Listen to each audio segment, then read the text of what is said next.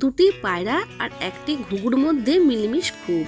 একই সঙ্গে তারা চড়ে বেড়ায়, উড়ে উড়ে বিভিন্ন জায়গায় বেড়াতে যায়, শুধু একসঙ্গে থাকতে পায় না তিনজনে। লক্কা আর ছক্কা একটি মাটির বাড়ির ছোট্ট খোপে থাকে, কিন্তু ডাবু মুখোকে ওই বাড়ির লোকজন কেউ দেখতে পারে না। সে বাসা বাঁধলেই তার বাসা ভেঙে দেয়। বাড়িতে নাকি ঘুঘুর বাসা থাকতে নেই। ডাবু মুখো বাধ্য হয়ে কোনো বাড়িতে বাসা বাঁধে না, সে ফাঁকা নিম গাছের ডালে বাসা বাঁধে। ডাবু মুখো একাকী কোনো বাড়িতে খাবার খুঁজতে এলে বাড়ির লোকে হ্যাট হ্যাট বলে তাড়িয়ে দেয়। ভিটেতে নাকি ঘুঘু চড়া ভালো নয়। মনে তার দুঃখ হয় খুব। দুঃখের কথা সে লক্কা আর ছক্কাকে বলে, আচ্ছা তোমরা বলতে পারো মানুষ কেন আমার সঙ্গে এমন দুর্ব্যবহার করে? আমি তো ভাই মানুষের কোনো ক্ষতি করিনি, আমি তো নিজের ধ্যানেই চড়ে বেড়াই, বাচ্চার হাতের খাবারও কেড়ে খায় না, কারুর পাত থেকে তুলেও কিছু খায় না। কথা বলতে বলতে ডাবু মুখোর চোখ দুটো ছলছল করে ওঠে। ডাবু মুখোর দুঃখে দুঃখিত হয় লক্কা আর ছক্কা। লক্কা বোঝায়, আসলে জানো তো ডাবু মুখো, মানুষ কিছু মন গড়া কথায় বিশ্বাস করে। এই দেখো না, আমাদের শান্তির দুধ ভাবে আমরা নাকি যে বাড়িতে থাকবো সুখে শান্তিতে ভরে থাকবে। তুমি বললে হয়তো বিশ্বাস করবে না। কি অশান্তি কি অশান্তি এই বাড়িতে! বাপ বেটায় যুদ্ধ লাগে, ভাই ভাই কি মারামারি, কি খিস্তি খেউর করে সব। ছক্কা বলল, লজ্জায় আমি তো কান ঢাকি। লক্কা কান পেতে শোনে। সেই সময়ে মনের আনন্দে ও এত বকম বক করে। আমি বলি, লক্কা লক্কাগিরি করিস না, ওদের মন ভালো নেই, এখনই হয়তো বকবকানি শুনে তেড়ে দেবে। লক্কা বলে, আমরা যতই মজা মারি না কেন ওরা আমাদের তাড়াবে না, বরঞ্চ যাতে উড়ে না পালায় তার জন্য খাবারও দিয়ে যাবে।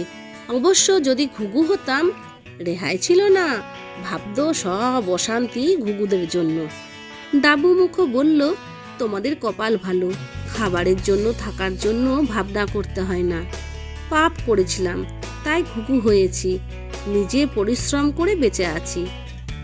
ছক্কা বলল, দুঃখ করো না ভাই, মানুষ শেষ কথা বলার কেউ নয়, ভাগ্যকে মেনে নিয়ে চলতে হবে। ডাবু মুখো বলল, বাদ দাও ওসব কথা।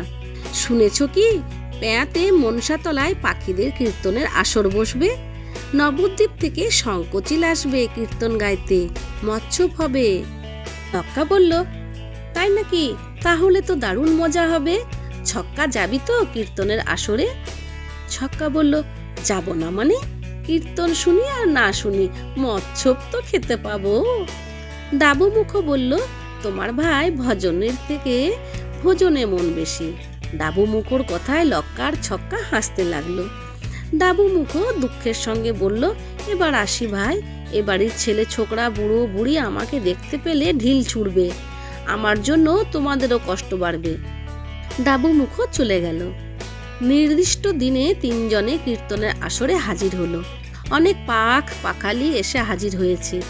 শঙ্কচিল কীর্তন শুরু করেছে। গৌর চন্দ্রিকা শুনে চড়ুই চড়াই শালিক কাক লক্কা ছক্কা আরো অনেক তারা নিজেদের মধ্যে কথা বলা বলি শুরু করে দিয়েছে। শঙ্কচিলের অসুবিধে হচ্ছে। সে বলল, আপনারা সবাই শান্ত হয়ে বসুন, কীর্তনের রস আস্বাদন করুন, তারপর প্রসাদ গ্রহণ করে বাড়ি ফিরে যাবেন। লক্কা বলল, কীর্তনিয়া মেয়ে হলে কিছুক্ষণ থাকতাম, নাচানাচি দেখতাম। বুড়ো শঙ্কচিলের কীর্তন ভালো লাগছে না ছক্কা, খোঁজ নিয়ে দেখ কখন খেতে দেবে, খেয়ে দে পালিয়ে চল, বাসায় গিয়ে ঠেসে ঘুম মারি। ডাবু মুখো বলল, ঠাকুর দেবতার গান শুনতে এসে খাবো খাবো করতে নেই, একটু মন দিয়ে শোনো না বাপু। ছক্কা হেসে বলল, মন দিয়ে কে শুনছেন একবার তাকিয়ে দেখো না, ওই দেখো বুড়ো শুকুন আর বুড়ো শুকুনিরা ঢুলছে, ওই দেখো শালিকরা নিজেদের মধ্যে কিচিরমিচির করছে, ওই দিকে দেখো কাকেরা পকেট মারার ধান্দায় আছে। সবার দিকেই তাকিয়ে দেখো, কেউ মন দিয়ে শুনছে না। শঙ্কচিল একা একাই বকে মরছে, পেটে খিচুড়ি পড়বে শুনে দেখবে সব দৌড় লাগাবে। সব পাখিরা উনু উনু করছে কখন খাবারের ডাক পড়বে। খাবারের ডাক পড়তে কীর্তন শোনা বাদ দিয়ে হুড়োহুড়ি লেগে গেল আগে খাবারের জন্য। কীর্তন স্থান হই হুল্লোড়ে মেতে উঠল। শঙ্কচিল সব দেখতে লাগলো, বুঝলো এভাবে গেয়ে লোক আটকানো যাবে না। সে বেশি করে নাচানাচি শুরু করলো, একেবারে আধুনিক ঢঙে নাচ। কিছু পাখি তার নাচ দেখতে লাগলো। লক্কা বলল, এতক্ষণে আসর জমেছে, একটুখানি দেখি। ছক্কা বলল, দূর বাবা, পুরুষের নাচ ভালো লাগে না, তারপরে আবার বুড়ো নাচ, মেয়ে ছেলে নাচলে তবু বা ভালো লাগতো, পালিয়ে চল। ডাবুমুখো বলল, এসেছি যখন একটুখানি শোনোই না, শঙ্কচিল কিন্তু খারাপ গাইছে না। তবে তুমি শোনো, আমরা আসছি, বলল ছক্কা। লক্কা আর ছক্কা চলে গেল খেতে। ডাবুমুখো কিছু পাখির সঙ্গে বসে কীর্তন শুনতে লাগলো। ডাবুমুখোর ধর্মে মতি দেখে ছক্কা বলল, বেটার আবার বেশি বেশি, মানুষ তো একদম দেখতেও পারে না। লক্কা বলল, ভালো ধর্মকর্ম করে পরজন্মে যাতে পায়রা হতে পারে সেই চেষ্টাই করছে মনে হয়। ছক্কা গর্ব করে বলল, সত্যি আমাদের কপাল ভালো রে লক্কা, লোকে আমাদের কত ভালোবাসে, কি সুন্দর লোকের ঘরে বাস করি, লোকে খাবার ছড়িয়ে রাখে, খায়। ডাবুমুখোকে বাসা বানিয়ে থাকতে হয়, গায়ে রোদ জল ঝড় ঝাপটা সবটাই ওকে ভোগ করতে হয়। আসলে কর্ম অনুযায়ী ফল ভোগ করতে হয়। আমাদের কর্মফল ভালো বলেই পরের ঘরে নিশ্চিন্তে বাস করছি, কেউ আমাদের হ্যাট হ্যাট করে তাড়িয়ে দেবে না। কীর্তন সাঙ্গ না করে পেট তেলে লক্কা আর ছক্কা নিজেদের প্রশংসায় নিজেরা মত্ত হয়ে বাসায় ফিরল। ডাবুমুখো কীর্তন শেষ করে খিচুড়ি খেয়ে নিম গাছের ডালে নিজের বাঁধা বাসায় ফিরে এলো। বাসায় বসে বসে সে রাধা কৃষ্ণের কথা ভাবছিল। লক্কা আর ছক্কা ডাবুমুখের দুর্ভাগ্যের কথা নিয়ে নিজেদের মধ্যে আলোচনা করছিল। তারপর একসময় লক্কা ছক্কা ঘুমিয়ে গেল। ডাবুমুখোরও ঘুম এসে গেল। ঘণ্টাখানেকের মধ্যে কিছু বুঝে ওঠার আগেই লক্কা ছক্কার গৃহস্থের বাড়িখানা ভেঙে পড়ল। গভীর ঘুমে আচ্ছন্ন ছিল লক্কা আর ছক্কা। ঘুমন্ত অবস্থাতেই তারা মাটি চাপা পড়ল। ছটপট করতে করতে তারা শেষ নিঃশ্বাস ছাড়ল। চারিদিকে মানুষের পাখিদের আর্ত চিৎকার শোনা যেতে লাগলো। ডাবুমুখো বুঝতে পারল না কি হয়েছে। সে অন্য বাসার আরেক ঘুঘুকে জিজ্ঞেস করলো, হ্যাঁ রে, কি হয়েছে? কিছু ভেঙে পড়লো বলে মনে হচ্ছে।